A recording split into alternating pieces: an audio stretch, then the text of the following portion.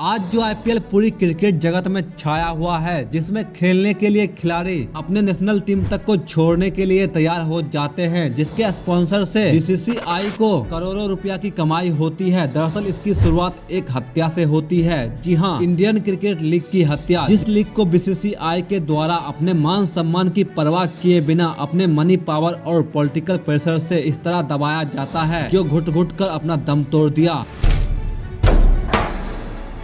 BCCI की एक ऐसी डार्क सच्चाई जिस पर आज आईपीएल की नींव पड़ी है। ये कहानी है आईसीएल की, यानी इंडियन क्रिकेट लीग की। आप लोगों से एक रिक्वेस्ट है, वीडियो पसंद आए तो इसे लाइक करने के साथ अपने दोस्तों के साथ शेयर भी करें और साथ ही साथ चैनल को सब्सक्राइब कर ले।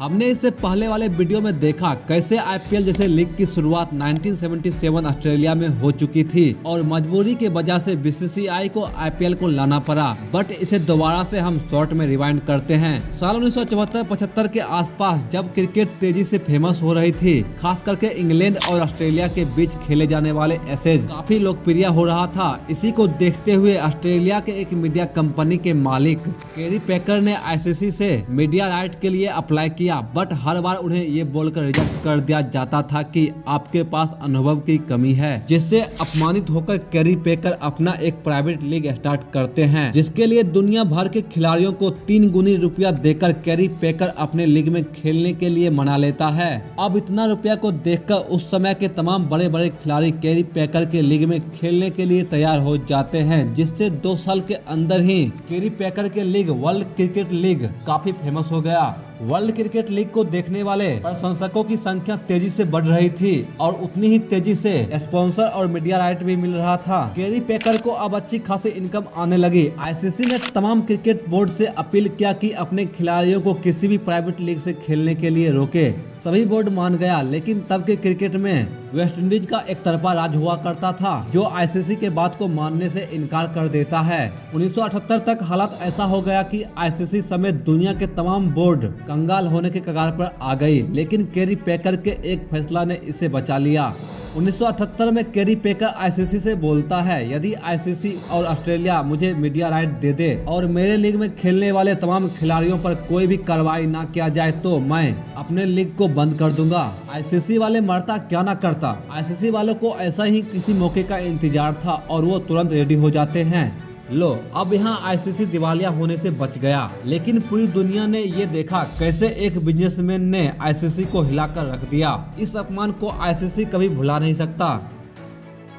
वक्त बदलता है। 2000 ईस्वी तक इंडिया में लोगों के ऊपर क्रिकेट का खुमार छाने लगा। ये देखकर जी एंटरटेनमेंट के मालिक सुभाष चंद्रा के द्वारा भारतीय टीम की मीडिया राइट के लिए आवेदन किया गया, लेकिन 1978 के तरह ही बीसीसीआई सुभाष चंद्रा के राइट को हर बार ये कहकर रिजेक्ट कर देता था कि आपके पास एक्सपीरियंस नहीं है। सुभाष चंद्रा 2005-06 तक बीसीसीआई के द्वारा मीडिया राइट पाने का इंतजार किया, लेकिन हर बार इनकी कोशिश को बीसीसीआई के द्वारा नाकाम कर दिया जाता था। इससे परेशान होकर सुभाष चंद्रा अपनी प्राइवेट लीग लाने का फैसला करता है। उस वक्त तक टी20 इंग्लैंड ऑस्ट्रेलिया जैसे देशों में शुरू हो चुकी थी, लेकिन इंडिया में बीसीसीआई टी20 के सख्त विरोध करता था। लेकिन सुभाष चंद्रा अपने लीग को टी20 फॉर्मेट में लाकर भारत के गुमनाम खिलाड़ियों को एक पहचान देना चाहता था। इसके लिए सुभाष चंद्रा बड़े बड़े खिलाड़ियों से बातें किया और जिसका सचिव कपिल देव जी को बनाया गया। 1978 और 2006 में एक अंतर था। 1978 में जब कैरी पेकर अपना लीग लाया तो पहले सेशन तक किसी बोर्ड को कानो कान खबर नहीं था, लेकिन 2006 में सुभाष चंद्रा ऑफिशियली अपने लीग को अनाउंसमेंट कर देते हैं। इसके अलावा 1978 में खिलाड़ियों को ज्यादा रुपया मिलता नहीं था, जिससे कैरी पेकर को बड़े बड़े खिलाड़ियों को मनाने में कोई परेशानी का सामना नहीं करना पड़ा। जबकि 2005-06 तक इंडिया के लिए खेलने वाले हर एक प्लेयर को अच्छी खासी रकम दी जाने लगी और ऊपर से जब ये बात बीसीसीआई को पता चली तो वो सभी खिलाड़ियों को किसी भी प्राइवेट लीग खेलने से रोक देता है।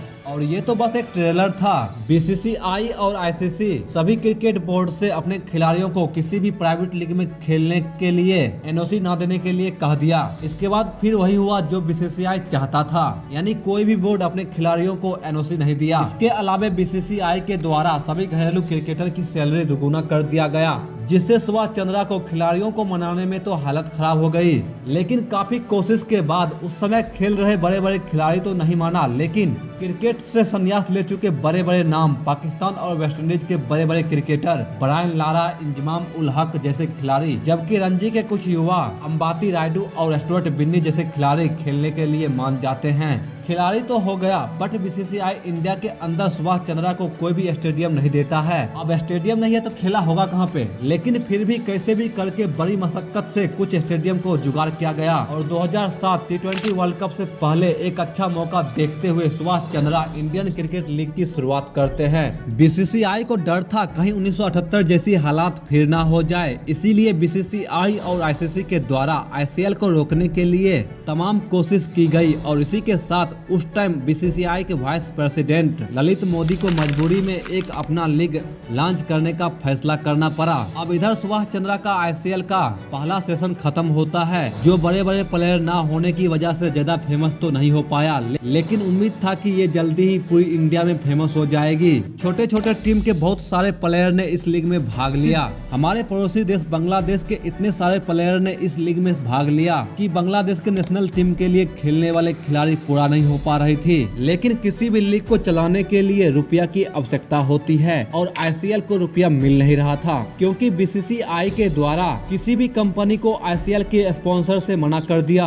दूसरी ओर ललित मोदी आईपीएल की तैयारी पूरी कर चुके थे और 2008 में बीसीसीआई के द्वारा आईपीएल की शुरुआत की गई, जिसमें खिलाड़ियों को इतना रुपया दिया गया कि प्लेयर आईसीएल को छोड़कर आईपीएल की ओर आकर्षित होने लगा।